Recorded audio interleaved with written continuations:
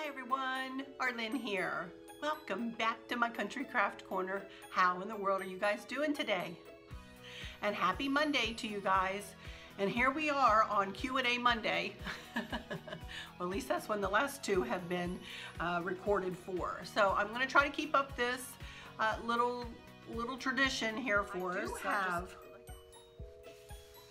20 questions in all. These are what I was planning on answering today. And these are what I have gotten in the last couple of days. Now I'm going to try to touch on them all. We'll see how far I get. There are a couple of these on this list that are very easily and quickly answered. So we'll see. I'm not going to rush myself though. I'm not going to, and I'm going to just talk as long as I want to on each subject and kind of go off the top of my head. There were a couple of things I needed to look up as far as the house is concerned to tell you guys because I couldn't remember. But I've got that information for you, and let's get started with question number one. And question number one is from Sharon C. And her question is, when did you and your husband know you would be able to retire? Well, to be honest with you, as most of you know, and for those who might not know yet, I never worked outside of the house for money. I didn't have a career. I was a stay-at-home mom, and I volunteered throughout my children's, entire childhood through elementary school, middle school, and high school. Culminating in high school when I was the president of the Band Parents Association, and they were both in the marching band, and then they did winter drumline and all kinds of stuff. They can both play many instruments. They're both very musically talented. So that question fell on Chris's shoulders. He's the one that, I always took care of all the bills and stuff like that, but he writing them out, But it was always up to him, and he had worked for 35 years for his company. I'm not going to say where, so, I'm just not going to say that. But he worked for his company for 35 years, and he had met all of his retirement requirements, and he was ready to start getting his pension. So he decided it was time, and we were financially able to do it. So, that made a big difference, So we'd been working toward it for years, and knew it was coming, and so it was his decision, and he decided when he wanted to retire, and I was, of course, supportive, 100% supportive, all the way. And that's how we knew. Chris knew. And I took his lead on that one, of course. We're helpmates and things like that, but of course that was his career, and he had a great one, but we are retired now. He is retired. We are retired, and that's how we just knew we were ready. He knew we were ready financially, and he was ready to, move on to the next phase of our lives. Okay, that was easy. See, that was number one. I hope that answered your question, Sharon. Number two, I hope I don't, again, let me apologize straight up front here. I don't want to butcher any of y'all's names. I'm going to try really hard not to. Got my tea. I'm ready. So let's see. All right. Aracelis Escalona. I hope I got that right. What breed is Samson? It's another easy one. Samson is a Newfoundland, Newfoundland. And I know for those of you who live in Canada that I am butchering that pronunciation. Some people say Newfoundland. Some people say Newfoundland. Some people really just take the found out of it, Newfoundland. So I'm not quite sure. My dear friend Liz always told me the correct way to pronounce it, and I've always forgotten it. So go me, right? But that's what he is. He's a Newfie. They are a water dog. If you've ever seen the dogs that are thrown out of helicopters into the ocean, most of those are Newfies. And they are thrown into the ocean to go and either rescue people. They're trained to come around them and turn them over if need be and take them by the arm and take them to shore. They are trained to pull full boats, literally full boats of people. They are extremely strong, extremely strong. And awesome, awesome, awesome dogs. Question 2. I really got far, didn't I? Gee whiz. Anyway, but that's what he is. He's a newfie. And he's about 155 pounds, and he stands about 32 inches at the withers, at the shoulders. And he's big and bulky, and he's not fat, he's just big. We just gave him a bath, as a matter of fact, and I looked at Chris, I said, he's not fat. And Chris is like, no, he's not. He's just all hair, you know, and muscle. He's just big and muscly. So that's what he is. I hope that answered, oh, I know that answered your question. Okay, Cindy Callis. Number 3, what is spin to win? When I go to Kirkland's, you'll hear me speak about the Spin to Win app. It is an app that I have on my cell phone, which of course I'm using to record, so I can't show you. But it is a green app. If you go to the App Store and you do a search for Spin to Win, you'll find it's a green colored box. And every time you go into Kirkland's, you can, once a day, you can do your Spin to Win. And it's like a little wheel. You know, you start it and it goes, and then you stop it. And wherever it stops, you get, say, 10% off of your entire order, or $10 off, or 15% off, or 20. Haven't seen any more than 20% off of the entire purchase. But that's what it is. It's an app that you can always be guaranteed something off of your purchase at Kirkland's. The only time I haven't used it was when it was like $20 off of a $100 purchase or something like that, and I did not spend $100, and I had used my Spin to Win. And now I could have said to the lady, can I do that again since I can't use that? But you know what, you guys, I am so honest, I couldn't do that. I would never, ever consider doing that, just because I think that's dishonest. You used it once, didn't work for you, wasn't meant to work for you that day. So I just let it go and said, okay, I'll get it next time, you know. So that is what Spin to Win is, Cindy. See, I'm telling you, I thought I would go through a couple of these pretty quick here. Now this is from number 4. Sorry, my computer's going a little darker there, dimmed on me. From Bolson Mom 64. I wonder if that's the year you were born. I was born in 61. I would love to hear how you trained and did therapy with Sam. I'll put some pictures in here, some real quick pictures, 2 or 3 of them here, and show you that the only therapy work that I did with Samson was in my mom's nursing home.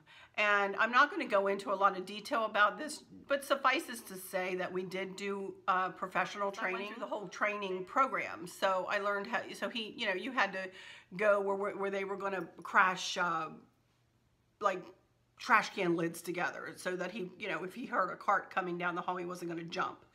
Well, you guys have seen Sam, and I don't have to tell you how calm he is, and he remained about that calm in his training. So, you know, but he was trained to do a lot of different little things that, you know, for instance, let somebody come up and grab his ears, you know, and make sure that he wouldn't, you know, go to nip at them or something, or go and grab his collar, you know, and grab the side of his neck and kind of, you know, and to make sure that he wouldn't react in a negative way. Are you kidding me? If he did anything, he laid his head over on the hand. Or he you know, he would turn his head like, oh yeah, that feels good, scratch right there, you know. He was awesome. So I did take the class, and then I took the training on myself. I did the, you know, made sure that he wasn't going to be, he was very well socialized. I took him all the time, make sure that he was okay with other dogs. There was a dog that was on the premises all the time at the nursing home. So I needed to make sure that he wasn't going to be, you know, snippy or snappy with that dog, which he wasn't. He was awesome. He's always awesome with other dogs. All my dogs have always been well socialized. I'm making sure that they can, you know, get along with others. Other than Sophie. Sophie, she was very well socialized, but she would tend to want to protect Sam or any other household, not not people, not against people, but against other dogs. If she felt like another dog was a threat, she wouldn't do anything, but she would just put herself, you know, kind of between Sam or Gracie or whoever and the other dog. She wouldn't do anything, but she would just like, I dare ya. And Sophie was bigger than most dogs. So they all went, yeah, okay. You know. But that was it. So I called the nursing home one day and said, I would love to bring Samson by. Do you have any kind of stipulations or whatever? And they said they just needed an updated shot record, and they trusted me. They had known me for years, and they knew that, you know, what kind of person I was, and that I wasn't going to try to bring some kind of, you know, mean dog in there. So the first day I brought him in, they just fell in love with him, you know. And in the nursing home is where I did a lot of the training with Sam too. I taught him how to turn around and sit down beside the wheelchairs so that people in PT could just put their hand down and just touch the top of his head. And, you know, that they all like to have their pictures, so I would take pictures with them and the dogs, and then I would send the pictures to my dad, and he would take them in, and he would take them around the nursing home and give them to everybody so that they'd have a picture of themselves with Sam on their little bulletin board and that kind of thing. So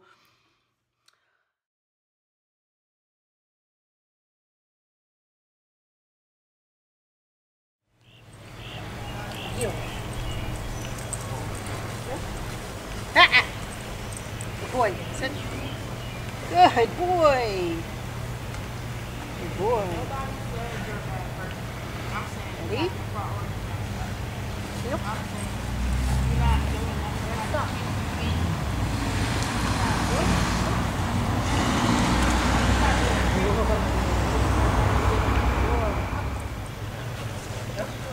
Yep. Sit. Or stop. Excuse me. Sit. Good boy. Good boy. Ready? Heel. Heel. Good boy. Stop. Good boy. Good boy. Boy. Good boy. Good boy. Heel. Boy. Stop. Good boy. Good boy. Good boy. Stand down. Good boy. Stand. Stay.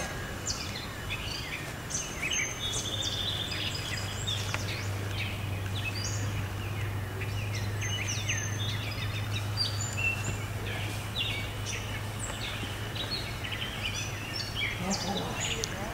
Good boy. Wait.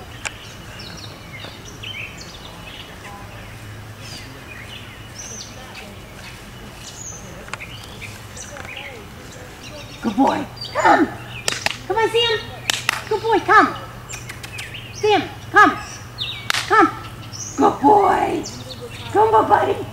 Come on, buddy. You can do it. Good boy. Good boy. Good boy. Rolling on. Good boy. All right. Good boy.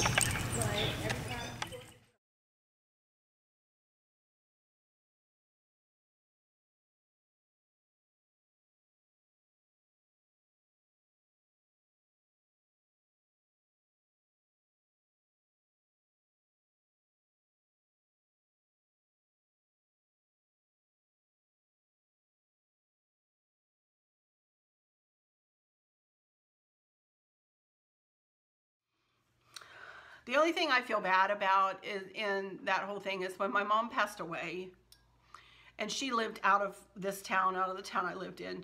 She didn't live in the same town as my mom and dad, but I didn't take Sam back after that.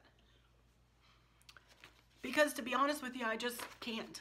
I just don't have it in me. I know that's kind of a cop-out. I don't mean it to sound that way, but I just, it makes me too sad. It took a lot out of me. He was my therapy dog too, getting through all that. My mom passed away of Alzheimer's. It was a horrible, horrible illness.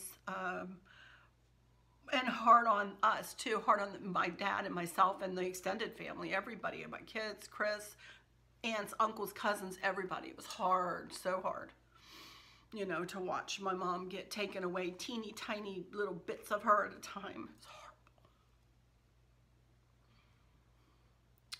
So as good as Sam made me feel in there, and what good he did in there, and I knew he put smiles on people's faces, and I knew he was awesome, I just couldn't and can't take him back. I could take him around here. I wouldn't now, though, to be honest with you. He's got some joint issues. I'd be afraid that it would hurt him now. All the sitting down and standing up and stopping and going and walking on kind of floors that are slick, you know, I wouldn't do it now. But he and I worked for 2-3 years. Wow, there at my mom's nursing home. Plus, I took him downtown in our town. I took him into pet stores. I took him into Tractor Supply. I took him all over the place around here, other than in nursing homes or schools or whatever. And he did great. He loved it and touched a lot of people's lives, Sam did. But he's retired now. He and I are retired. So I hope that answered your question. Bolson Mom 64. That was number 4. Okay, number 5, Teresa Smith. Hey, Teresa. Where do you blog? That's an easy one, too. I have a really short blog name. I was able to, my blog did well enough where I was able to kind of get my own, it is my domain. That is my website. I created it through WordPress. But it is countrycraft.me. I'll scroll it across the bottom there. Countrycraft.me. You can also find it in the description. It's Countrycraft Corner at WordPress. You know what? I don't know what the long, I don't know what the long address is. Countrycraft Corner at WordPress.net or com, something like that. But it's just countrycraft.me will get you there if you just put that in your browser. And I blog about everything. I'm still, well, today, this is Friday, and this will go up on Monday, but I'm still working on my my next blog, and now it'll be about our times on our last Alaska cruise back in last September, doing the southbound voyage of the glaciers, and I cover all 3 of the ports that we stopped at because we didn't do any special excursions. We just kind of explored the little towns on our own, and I had a hurt foot one day, you know, and stuff. But I have videos and pictures, tons of pictures, and you get to know me a little bit better even there. I talk about my weight loss struggles. I talk about the dogs. You know, all of bunch of my crafts are in there too, and just, you know, it's just whatever's on my mind, you know. And I've had that for 3 years now, 2-3 years. So there's a lot of material over there at countrycraft.me, which is me. Okay, Teresa, there you go. I hope that answered your question. Okay, let's see. I'm combining 3 of you into one question here because you all kind of asked the same thing. This is goes out to, let's see, the 3 ladies are Lisa Sagardia, Rose A, and Pam I. Hi, ladies. Okay. This is question number 6. When you change your decor for seasonal, do you change the china, plates, and glassware for the season? The gallery wall looks beautiful. Where did you find those wall sconces? And where did you get the family wrought iron piece? Okay, let's talk about the china and plates and glassware. First, I have some sitting right here. Let me get my tea out of the way here. I do use different dishes for different holidays sometimes, but I don't usually switch out all of my dishes, like take them out of the cabinet, put them away, and put another, you know, set in. I'm grateful and thankful that I have a kitchen that's kind of big enough that can handle all the dishes in different cabinets. So I use Fiestaware, which is just a really not, you know, it's Fiestaware from, you can get it at like Macy's, I don't know, all kinds of different places, Fiestaware. And you even see this is pretty old. You can kind of see that it's Fiestaware there. I have red, and I have cream, and I have yellow plates. Plates, salad plates, and like big soup bowls. So that's what I use for my everyday dishes. This is what I use when I'm not using anything else, you know. Let's go through spring first. I'll talk about spring first. I just got these a couple of years ago. I actually have a tablecloth that I'm not putting on this year, but that does match these dishes. So if I wanted to bring it out, if we had an Easter dinner here or something, I could bring these out. But I bought these from Home Goods, I believe, a couple, 3 years ago. And I just have the plates. I just have 8 plates. That's all I have. I don't have the whole set. And then I did buy these napkins to go with it, and I made napkin rings, which I don't even know where they are. Just out of ribbon one year. So that's what I use for my spring. And then for fall, for Thanksgiving Day, I don't use these throughout the fall. These are the nicest dishes I think I've ever owned in my life. Honestly, I have my mom's china and my china that we got for a wedding present, which is no big deal. Mine isn't, you know, and Chris's mom gave us some china. And I'm not really going to show that stuff, but I will show these dishes, but I'm not going to go into my china. So, you know, I just don't want to go there. So, but these dishes are from Williams-Sonoma. I had a big coupon one year. These things are heavy. It almost, I mean, they are heavy, but they're really pretty. And I have 8 of these, and I have 8 salad plate or dessert plates. So this is what I use on Thanksgiving Day. And I have just a plain brown tablecloth. If I can find an old picture of my tablescape, I'll put that in there. But I don't do a lot of tablescapes, I know, because I don't leave my tablescapes out all the time. You know, I do them for the day, but that's about it. So anyway, that's what I use for Thanksgiving Day.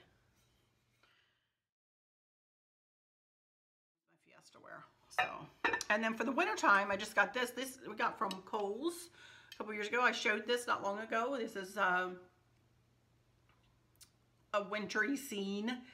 This is from Elite, but just from Kohl's. It was not an expensive set at all, but I just thought it was so pretty. My mom had all the blue, what was it, the blue meadow or whatever it is. My dad still has those dishes, and I thought this kind of gave that a nod, only in the reddish burgundy. So that's what I use. I don't really change out my glasses too much. My glassware, stemware. I don't really have stemware. I've got a hodgepodge of glasses, to be honest. I've got about 8 glasses of one that are really thick. I should go get one for you, but it's just really thick. Hang on, I'll go get one and I'll show you. Here they are. They're just like a gold color glass. Really thick, really nice. I've got like 8 of these. And the rest of my glasses, honest to goodness, folks, are decades old. And I got rid of a ton of glasses when we moved in here. I had a ton of just a hodgepodge of some clear, some colored, some Tupperware, I got rid of most of the Tupperware. I don't have a lot of plastic glasses or anything like that. I tell you the truth, when Chris and I drink, you know, soda or whatever for dinner, we drink it right out of the can. You know, Thanksgiving, I'll use these. Honestly, I'm not a big glass person, I guess. Why not, I wonder? I don't know. But let's see, that answered that question. Thank you about the gallery wall. I appreciate that. And Chris wanted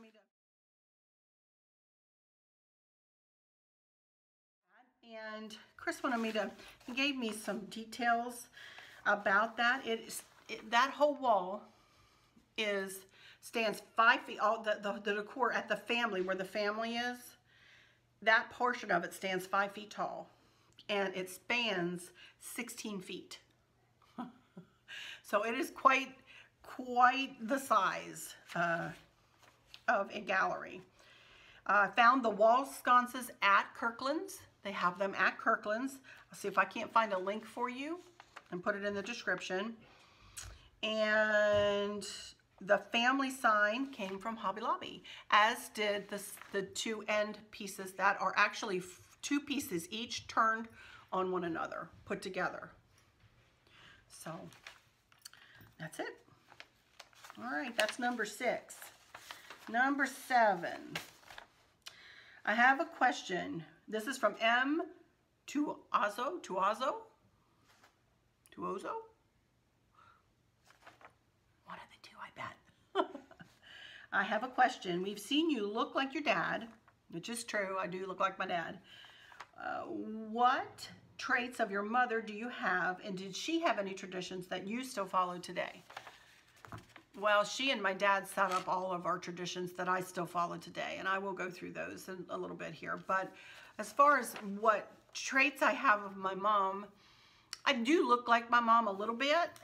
Here's a picture of us before she got really, really sick. This was about in 2006. Isn't she pretty?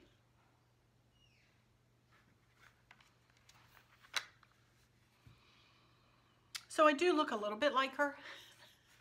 I'm a pretty good combination, but most people think I look like my dad, which is fine and dandy with me. He's a handsome devil. It's hard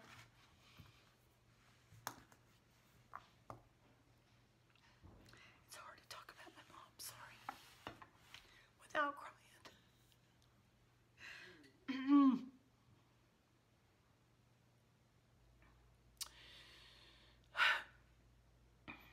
I would say that the traits that she passed down to me were my fastidiousness, as far as my morning routine goes, and getting up every day and doing my hair, getting my shower, doing my hair, doing my makeup, never going out of the house without those things, basic things being done. I don't ever walk around in sweats, and unless I'm gonna paint, which I never do. You guys know that I don't paint. But even when I'm cleaning, I normally will like put my hair up and put some makeup on. I just do it every day. I just do. I guess my desire to look nice in what I wear, I got from her. She was quite the dresser, as I think I've mentioned. My dad bought her wardrobes of clothes for Christmas every year, and she loved what he bought her and wore it beautifully. She could carry off an outfit. She looked beautiful all the time. Her hair was always fixed. Her makeup was always on. When she was in college, she actually was the homecoming queen and something called the archive queen. And she was, but not only that, she was really smart, very, very smart. She was a science teacher and sweet-natured, very, very, very sweet-natured. So I hope that maybe some of the sweet, although my dad is sweet too, so I don't know. I don't know where I got hopefully I got that from one of them. So I guess those are the qualities that, my love for science. I'm a science geek. I love details about, she was a life science teacher. So I know all the bones in the body, and I'm pretty good with medical stuff. And I mean, she was going to be a nurse, went 2 years, and was going to be a nurse. But she told me the story how she did a stint on the oncology floor, and she knew right then and there that she couldn't become a nurse. So she transferred and became a teacher, became a life science teacher, biology teacher. So I'm pretty good in biology. But she was really smart, really, really, really smart. So hopefully I got some of those smarts too. I guess those are the traits. And as far as traditions go, I would say that my mom and dad both, by the time I came along, already had traditions in place, and we followed through on traditions, which meant family at all holidays. We would travel, or they would come to us for Thanksgiving and Christmas and Easter, and usually the 4th of July too. And we always made an effort to get together with family. And was this where the vacation question came in? I can't remember. Hang on.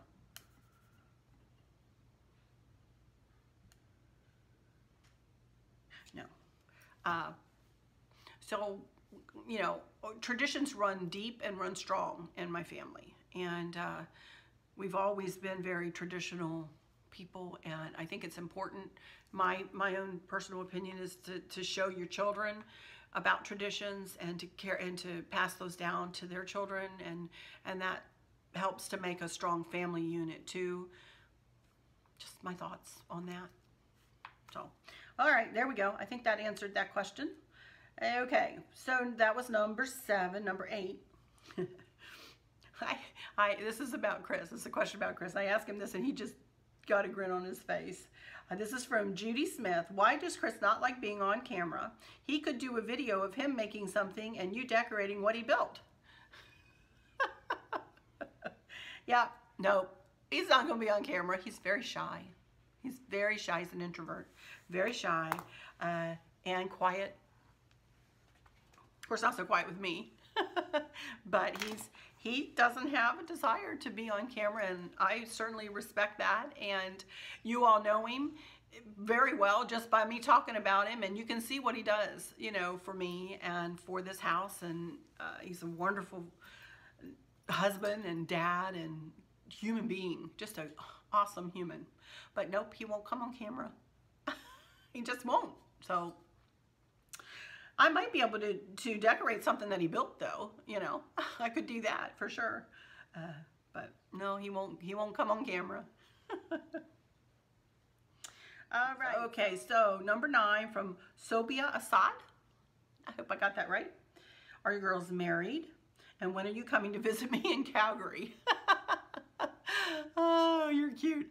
Hey, you never know. You never know. We do some traveling here, so you never know when I might show up in Calgary. I would love to do, you know, a train trip across the country. You know, wouldn't that be awesome?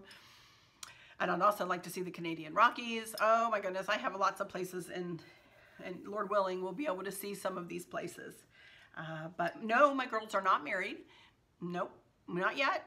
And they don't desire to be married right now, and I certainly respect them for that. And when they do get married, then we'll be there to support them and to welcome.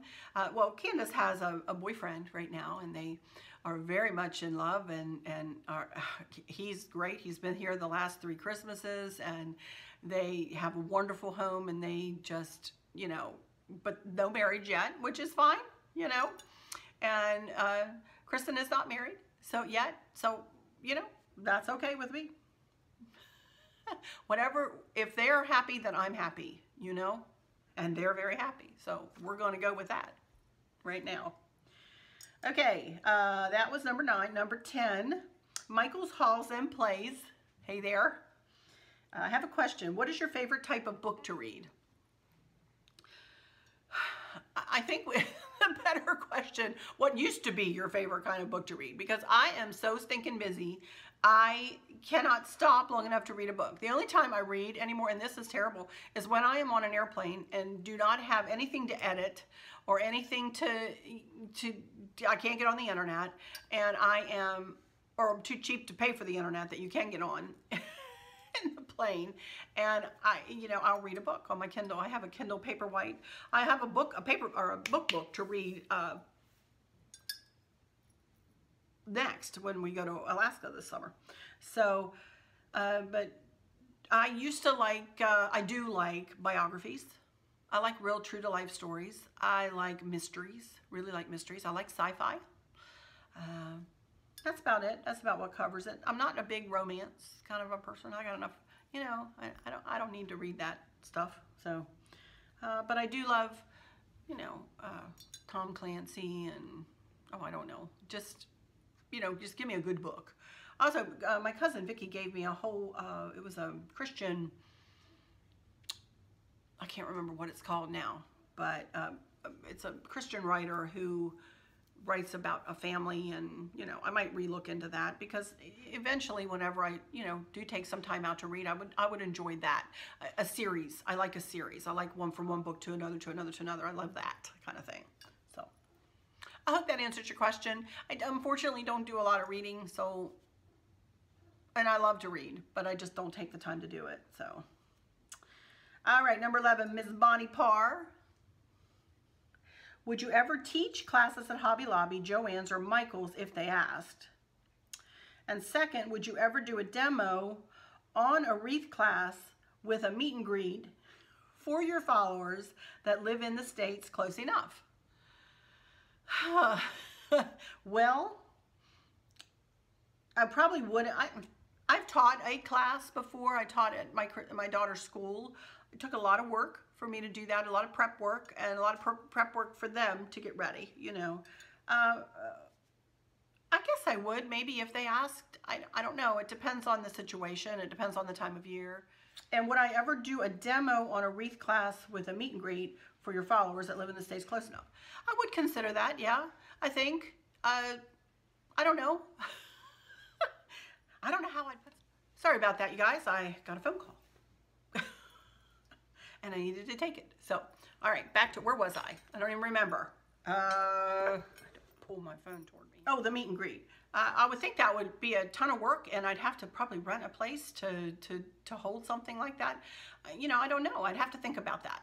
I would really have to think about that and think if I could pull something like that together. That'd be a lot. I think that'd be a lot. But, you know, something to think about for sure. All right. Thank you, Bonnie.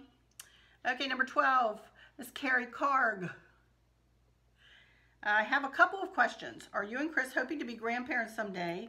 And also, did you and Chris have a family trip that you would do with your girls growing up on a yearly basis, like a favorite place you would go to every year? We are hoping to be whatever our children desire in their life. If they desire to have children, we will be happy grandparents. If they decide not to, we will be happy for them for making choices that are right for them. So I am not one of those people that says, I need to have a grandchild. I'm just not. You know, we are not that type of people. We are more about what our children are happy for. You know, don't do something in life that you may not want, you may or may not want. You know, you do what makes you happy in your life as you grow into your relationships and through your life and that kind of thing. I knew I wanted to be a mom from way before I was married. So I knew that that was something I wanted, you know. So it's all about what is right in their life. If that is what they want to do, then we'll be there to support them and be happy grandparents for sure, and be involved in those little children's lives. I think that's another important thing, is to try to be very involved in your grandchildren's lives. And I can't imagine that Chris and I wouldn't try to be that. So, let's see, what was the other question? New grandparents, family trip. Oh, as far as vacations were concerned, we would take a vacation, usually every summer, mostly beaches up and down the East Coast. We would go to the Outer Banks. My kids didn't like the Outer Banks that much because it's so rough. The surf there is very, very rough and uneven, and there's not a lot to do there for teenagers, or at least there weren't in my teenagers' minds. We would go to Myrtle Beach, and there's a lot of entertainment there. There's like Dixie Stampede down there, and what's the one where they do the archery and all that stuff? Not archery, but Knights of the, what is it? Chris, what is that called? Crap, I can't think of what it is. What is... We went to Dixie Stampede with my mom, but we also have another one with Knights. Anyway, but we did both of those things, and our favorite places, to be honest with you, were the beaches of Florida. We went to Daytona Beach and south of Daytona Beach, to New Smyrna Beach and Ponce Inlet. Those places were very beautiful beaches, beautiful wide beaches. We would make reservations on the, you know, you can drive on Daytona Beach with your car. We didn't want to be on the part of the beach that you could drive on, so we would go south of there and stay in the New Smyrna Beach area, New Smyrna Beach area, and the beaches were wide and the sand soft and fluffy and beautiful, and it was really, in the summertime, was really their off season, because their on season was, of course, everybody in the wintertime wanting to go down there and be warm, where we would go in the daggone heat of the summer and swelter, but pay a cheaper price because it was off season. So we did do that. We took them to Disney several times. Of course, we did the Disney, all the Disney things. Love that. And that's about it. We pretty much stayed here. We didn't ever travel internationally or take a lot of plane rides anywhere or do anything like that. And wherever we could afford and we couldn't afford much, to be honest, when they were the medieval times. Chris just brought me the phone. Thank you. On his phone, he just turned his phone. See, he's so helpful. He may be shy, but he's very helpful. So medieval times was what was in Myrtle Beach. So we would go to medieval times. So anyway, so that's about the kind of thing that we did. And there were times we didn't go. We had a lake around here that we would take them to sometimes. So, you know, just fun stuff. Day trips, we would take day trips too. So that's what we did. Okay, number 13 is from two ladies. It kind of asked the same question, so I'm going to go ahead and combine you two and answer you both at the same time. This is from Tracy Elaine. Hey, buddy. Tracy is one of my very first subscribers, you guys. Shout out to Tracy. And Robin S. If you and Chris built this house again, are there any things you would have done differently, or are you perfectly happy with all of your choices? We are pretty happy with all of our choices, honestly. At the time we built this house, we put about everything that we could put in this house in it. So, you know, would I do anything differently? I may have. I was just talking to Chris about this, but you know how we have the runner going up the steps of the carpet? Keep that, but put the landing upstairs in hardwood floors instead of carpet, and just have the carpeting in the bedrooms. But then, like he said too, he pointed out to me, he said that would look silly with with having the runner, you know, the carpet runner, and then hardwood, and then carpet in the bedrooms. And we won't have those steps without carpet because Miss, you know, Grace would kill herself. I know, I'm not kidding. Plus the dogs, you know, we don't want them slipping and sliding. Plus anybody who stays up there, we don't want them to fall down the steps. So, but that's not really a regret. That's just something that I've thought about now and again, just because I'm not crazy about carpet. I don't have any regrets as far as the kitchen, the layout of the house, the choices we made in the house, like the big molding and that kind of thing. I love all of those choices done. And I guess if we could have afforded it, I would have loved to have had two things. If we could have afforded it, but we couldn't, you know, so you get what you could get, you know. There is actually a sunroom that could have been put on the side of the living room right here behind me. And it has walls of windows, which would have been absolutely beautiful. And it would have had a basement underneath of it too. So that would have been one thing if we could have done it. And the second thing would have been to finish off part of the basement, which is something that is facing Chris now, you know. But like I said, you do what you can afford, and we couldn't afford to do that. So eventually we would like to have a bedroom, bathroom, kitchenette, family room, or deck or rec room, you know, down there. And he'll get it done, but it'll just take longer than, you know, just having it done when you move in. So, but really no regrets. No, you know, we like, you know, we got what we could when we built the house. So we feel pretty fortunate, you know, for that. Okay, girls, I hope that answered your question. Oh, here we go. Something you wish you had done, which I just said, you know, if we could have afforded it, I wish we had done it. But it was a moot point because we couldn't afford it. And something that maybe wasn't worth it. There's really nothing that I can think of there. And I did read these questions over before I sat down here, and I was racking my brain. I thought there really isn't one thing that that wasn't worth it to me. Everything that we did, Chris and I sat down before we built this house, much like I did, you know, when I sat down and wrote my list of my favorite things, and that's how I came up with the decor in here part of it. And the other thing we did was sit down and write down exactly what we wanted. And exactly what we knew we had incorporated into our other house and would want again or would miss if we moved in here. For instance, extra outlets on the wall. We have a lot of extra, a ton of extra outlets, wall outlets in this house. For one thing, the holiday light package gave us an extra outlet to the right side of each window, and they're all gang together on one switch so that I could just turn off or on. So all those were extra, but that was a package. That was called the holiday light package. But over and above that, we also have extra outlets everywhere, just because me and my lights, and I'm not one that likes to see a bunch of cords hanging out if I can. So I kind of knew where my furniture would go. So I tried to place some outlets where that would hide some cords. And I wasn't successful everywhere, but like around the fireplace and that kind of thing.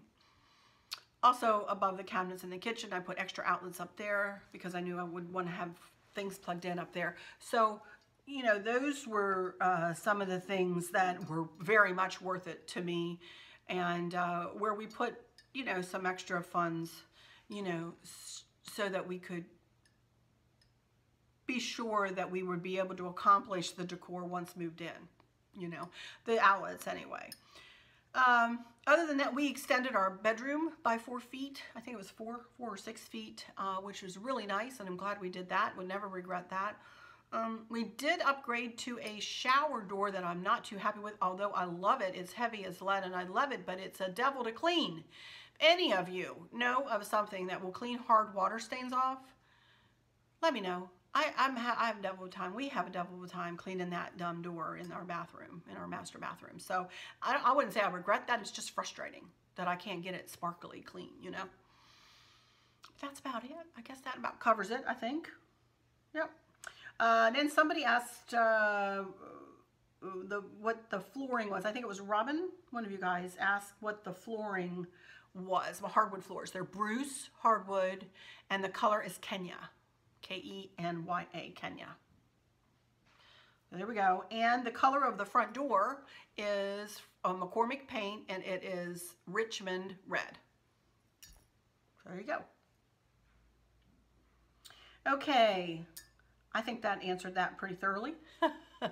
Number 14. Thank you, girls, all of you, for those questions.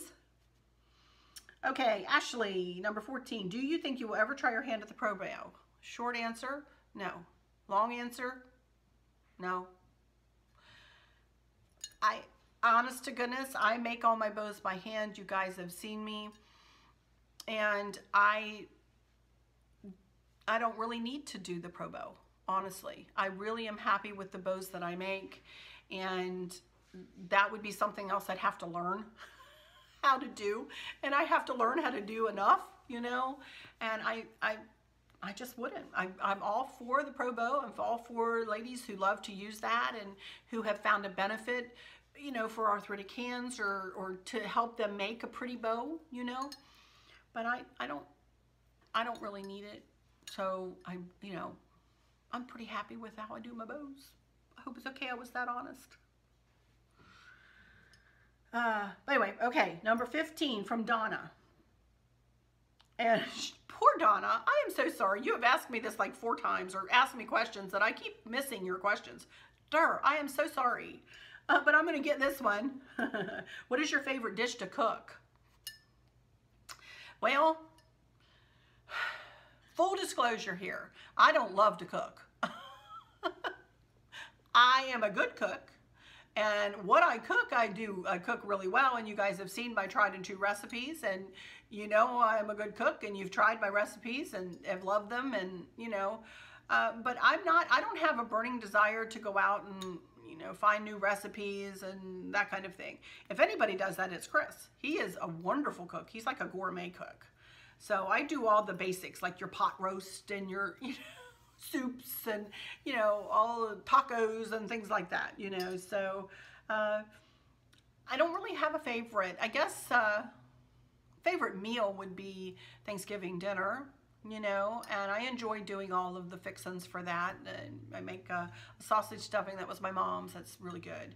And we do 2 stuffings and, you know, the whole thing for Thanksgiving Day. So I enjoy that meal. I like doing a pot roast. Everybody loves my pot roast. And the secret ingredient in that is just McCormick's brown gravy mix, honest to goodness. And, you know, chuck roasted potatoes and onions and carrots and just cook it at a pretty low temperature for like hours until that meat is falling apart. Good stuff. But I hope that answered your question, Donna. I'm not a real big lover of cooking. Isn't that awful? I feel kind of awful saying that, but I should be as a housewife and all that. I should just love to, you know, get in there and get my hands dirty and cook and bake, and just give me a wreath or a, you know, a centerpiece or something like that, a room to decorate any day over cooking, honestly. I'm sorry. I feel bad. This is, okay, number 16 from Shatsy. Hey. Do you ever wish your retirement home wasn't so big? It is gorgeous, but it seems that it is so big for just you and Chris. Also, again, thinking of retirement, have you ever wished for a ranch-type home? Although your staircase is so pretty to decorate. Number 1, have I ever wished a retirement home wasn't so big? No, because we built it this big on purpose, knowing it would be our last house. And I've And to continue on, it's gorgeous, but it seems that it's so big for just me and Chris. It is, but we have a main floor master, and the upstairs isn't used until guests come, and we have guests several times a year, and I'm so glad that I have those guest rooms and 2 baths upstairs to accommodate all of them, plus a little landing for them to sit and read a book or talk or whatever up there, you know. I would never regret having this house and building it this large. This is what we dreamed of and hoped for, and I can accommodate whatever family on either side of the family that might come by and want to stop over and stay for more than a day, you know. So no, absolutely, I never ever wish that our retirement home wasn't so big. We love it. I've never wished for a ranch style home either. Ever have wished. I grew up in a ranch, so I never really wanted a ranch. So, but that's just me. That's just me. Okay, I think that answered your question. I am all honest and raw in these Q&As, aren't I? I don't hold anything back. It's just, I am who I am. And warts and all, you guys, warts and all. Okay, I have no idea how long I've gone, but I'm going, because I got that phone call and I don't know where I was in the phone call, but I'm going to go ahead and answer the rest of these, and I'll hopefully be able to fit them all in. What is your favorite craft store to shop at?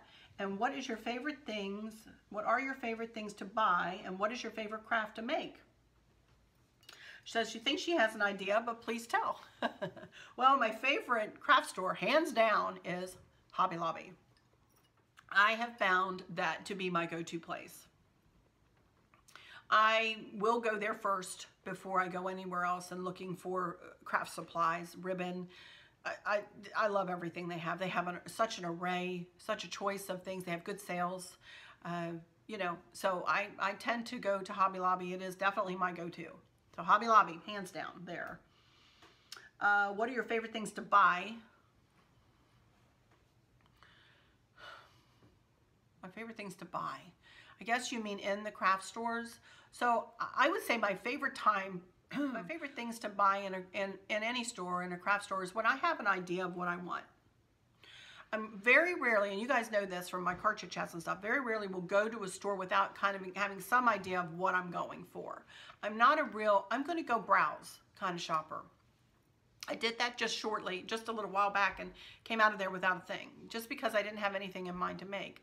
I do much better and enjoy shopping much more when I go with like a centerpiece in mind, or when I want to make a wreath for a certain area or a certain time of year or a certain holiday.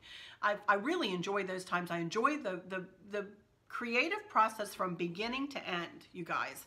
I guess I have a real creative mind. As a matter of fact, one of my friends was here last week and she said, I had just met up with her one day in Hobby Lobby, and she said, I would like to make this. What do you think? Da, da, da.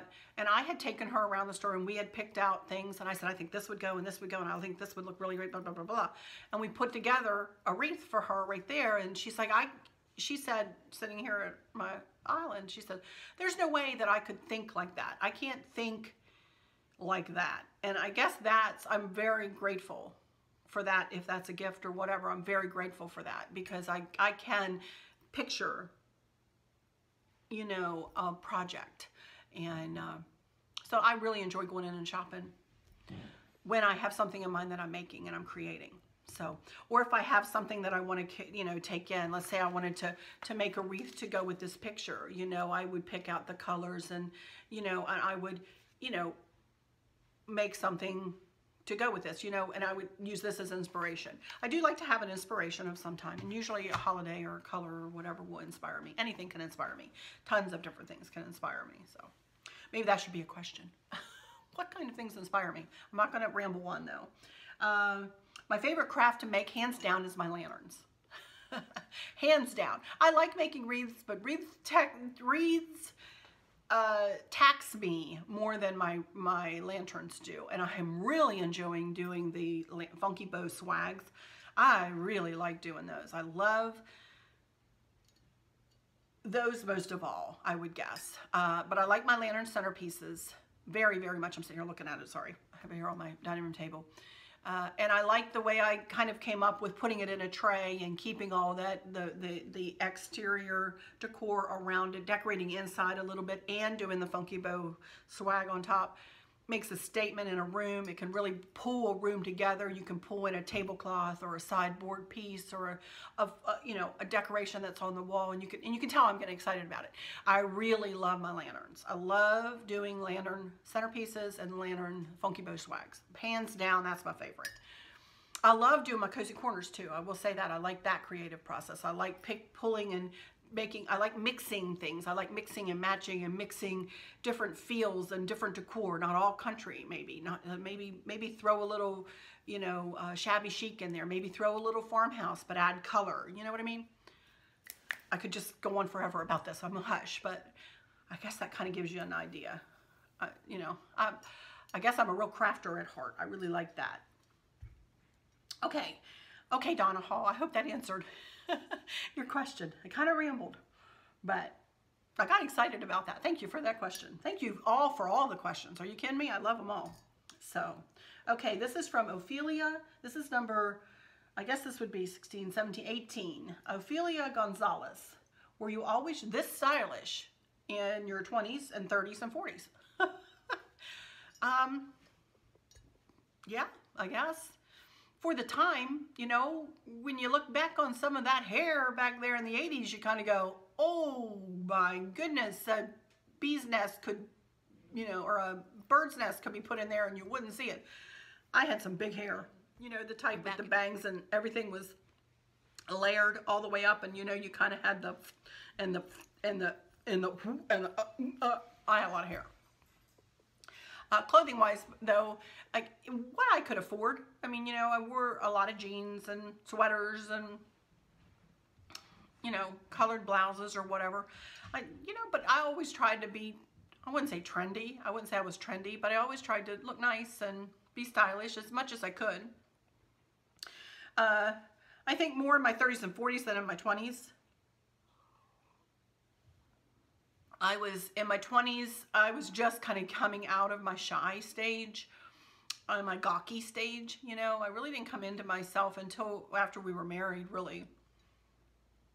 And I was very shy, very shy in high school, in my teens, and I was married when we were 20. So, but it took me a while to, you know, until we had children and, you know, to kind of find myself and be confident, you know, so.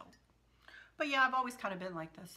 It's always kind of been, I wouldn't say I'm stylish. As I said, I'm no fashionista, but I like to make sure that I look okay when I'm, you know, when I walk out the door. I like to try to do the best I can with what I have to work with. Okay, and that would be number 18, 19, right? From April Adlington. Thank you, Ophelia. Thank you. That was a good question. Number 19 from April. Do you know which colors look best on you, and do you just buy what you love? Yeah, I do.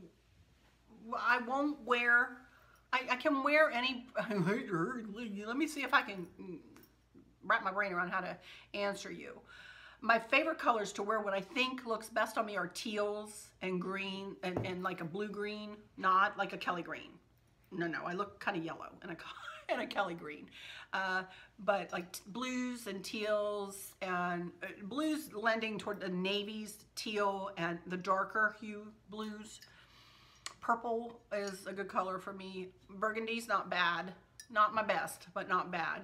Red is apparently a good color. At least I get a lot of compliments when I wear red. I don't know. I like red too. I like to wear red. Pink, I like that. But the only colors I won't wear are like a mustard. I don't care for that too much. Or a bright yellow, like a canary yellow. No, won't wear that. Or an olivey, dark olivey green. Won't wear that. Wear a lot of black. Black is a good color. I don't wear a lot of white, just because it makes me look large and in charge. So I don't wear a lot of white, but that's about covers it, I guess. I do have certain things I like better than others, certain colors I like better than others, and I tend to, you know, purple is one and teal is another, and like I have that green outfit that I've worn to death. that color. I like that color a lot. I like that outfit a lot. I'm going to be sad when this winter is over and I can't wear that outfit anymore. Okay, for the last question, question number 20. This is from Doretta Black. What do you put in your tea and what kind of perfume do you use? Well, I use Splenda in my tea. I will put sugar, regular sugar in it sometimes. Don't bash me for using Splenda, please. I like Splenda. I used to use Sweet and Low and switched from Sweet and Low and went to Splenda. So I felt like that was a better change. I will use, what is it, Equal in the blue. And I know that there is some other natural stuff that I have not tried. But don't bash me on that, please. I like my Splenda. And my perfume, I wear 2 different kinds usually. Well, I've got 3 different or 4 different. But these are my 2 favorites. My everyday, very, very, very, very favorite of all time, and that I wear mostly every day, is my Clinique Happy. It is a fresh, wonderful fragrance for me. It mixes well with my chemistry, I guess. I love it. And when combined with the cream, Chris gets me the set usually for Christmas. Every other Christmas, I can go, you know, a couple of years with a bottle this size. And I use it every day, honest to goodness, every day, on my wrists and on my chest. But the cream is also lovely after I shave my legs at night, you know, love the cream. And then the other kind Chris picked out, literally, one year when we were in Ocean City, a vacation before our children were born with my mom and dad. We went to Ocean City, Maryland, and they had a store in a mall that is no longer open, actually, in Ocean City. But it was called Key West Aloe. And this perfume is called White Ginger. And there is a website, Key West Aloe. I'll see if I can get you a link for that. But this, I love this. This is a summery perfume for me. It is even fresher than the Happy, if that's possible. It's a little bit more florally than the Happy, but it's not like funeral home florally, if you get my drift. It's kind of a fresh, bright floral. I love it. Love it. This is my favorite. And so those are the 2 that I wear. I'm not a real big, I don't switch out a lot of my makeup or perfumes. I mean, you know.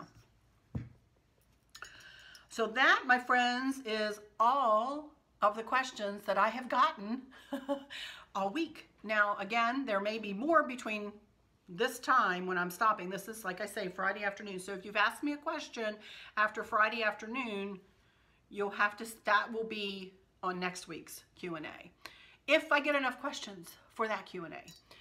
But if we want to make this a tradition, that's fine. I do kind of let it all hang out in these Q&As. I don't really hold back.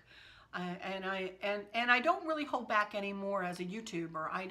I will say when I first started YouTube that I was a little bit more careful about what I said, and I didn't want to give my opinion so much.